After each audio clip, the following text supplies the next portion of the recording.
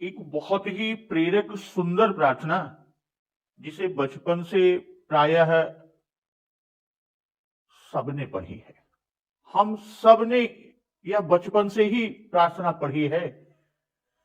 त्वमेव माता च पिता त्वमेव, त्वमेव बन्धुश्च सखा त्वमेव, त्वमेव विद्या द्रविणं त्वमेव, त्वमेव सर्वं मम देव देव। इसका सामान्य सरल सा अर्थ है, हे भगवान, तुम ही माता हो, तुम ही पिता, तुमेव बंधु च सखा त्वमेव, तुम ही बंधु, तुम ही सखा हो, त्वमेव विद्या द्रविणं त्वमेव, त्वमेव सर्वं मम देव देव। तुम ही विद्या हो, तुम ही द्रव्य और तुम ही सब कुछ हो, और तुम ही मेरे देवता हो। और इसे रटे लगभग सबने सबने इसका अर्थ रट लिया, इस प्रार्थना को रट लिया। अब यहां पर कि द्रविड़म का क्या अर्थ है?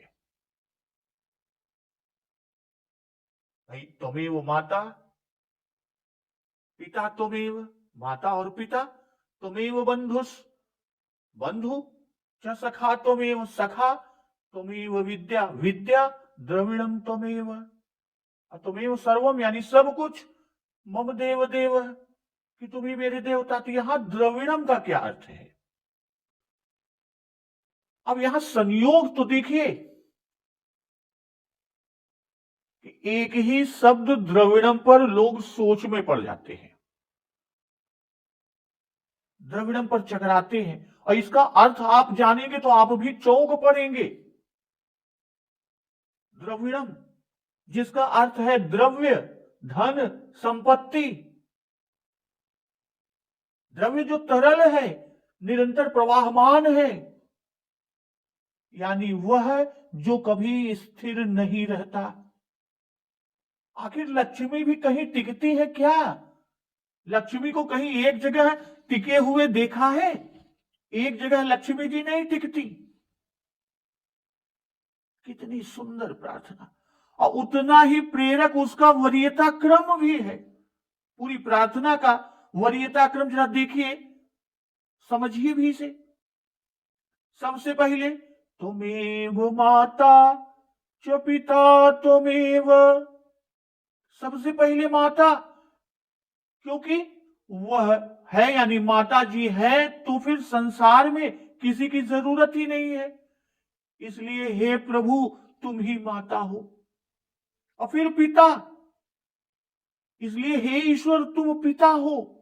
दोनों नहीं है तो फिर भाई, भाई अगर माता और पिता नहीं है तो भाई काम आएंगे।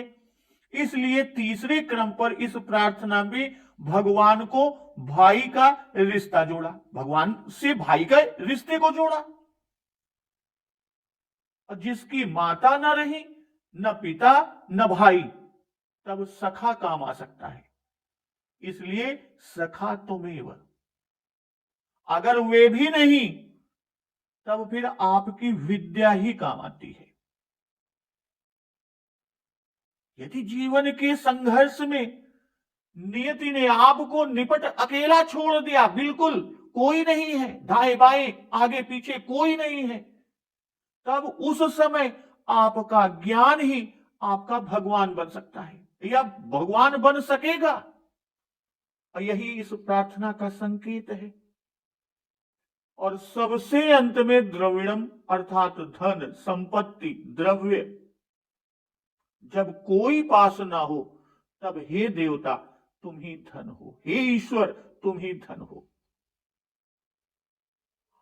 अब यह सोचता हूं कि प्रार्थनाकार जिसने भी इस प्रार्थना को निर्मित किया, उसने वरीयता क्रम में जिस धन यानी द्रविड़म को सबसे पीछे रखा, सबसे बाद में रखा, वही धन आजकल हमारे आचरण में सबसे ऊपर क्यों आ जाता है?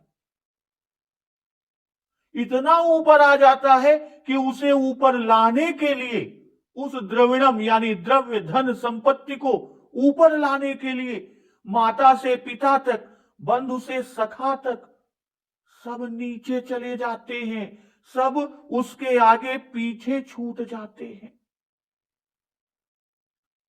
तो द्रविड़म यानी द्रव्य धन संपत्ति कीमती जरूर है, कीमती अवश्य है, पर उससे भी ज्यादा कीमती माता पिता भाई मित्र विद्या है। उससे बहुत ऊंचे आपके अपने हैं। अब यह ध्यान में आता है, बार बार आता है कि द्रविड़म सबसे पीछे, बाकी रिश्ते ऊपर, बाकी लगातार ऊपर से ऊपर, धन क्रमशः नीचे से नीचे। तो यहां एक बात याद रखना है कि दुनिया में झगड़ा रोटी का नहीं है, बल्कि थाली का है। नहीं तो भगवान प्रभु ईश्वर रोटी तो सबको ही देता है। चांदी की थाली यदि कभी हमारे वरीयता क्रम को पलटने लगे, यानी वह द्रव्य संपत्ति धन वरीयता क्रम को पलटने लगे, तो एक बार इस प्रार्थना को जरूर याद कर लेना चाहिए।